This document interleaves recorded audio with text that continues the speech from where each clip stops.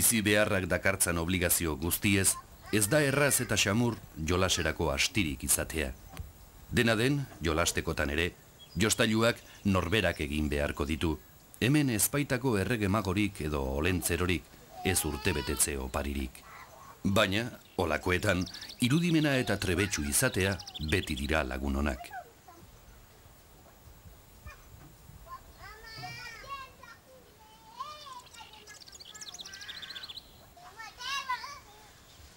Batzuetan, jolasteko, nahikoa izaten da zakarrontziren batean harturiko plastikozko ontziren bat.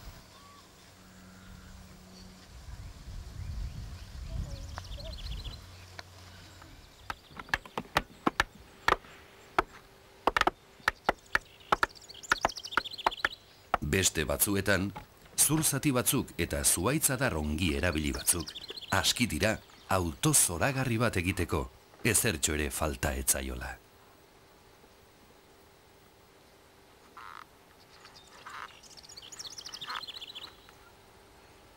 Bide eta estartak ez daude ordea, gure lagunen asmamen eta asmakizunen parean.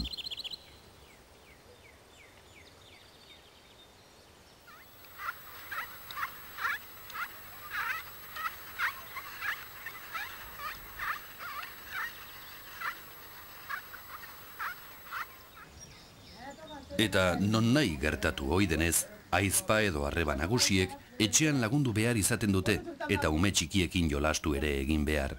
Naiz eta panpinen etxea euren eskuz eta pazientzia handia hartuaz egin.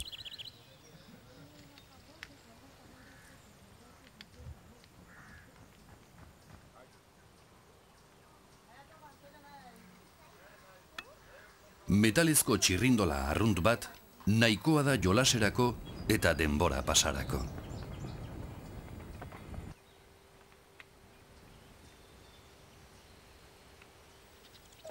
Eta txirrindolarik ezpada, norberak egin dezake adar malgu eta zuhaitz azal fin batzuk erabiliz.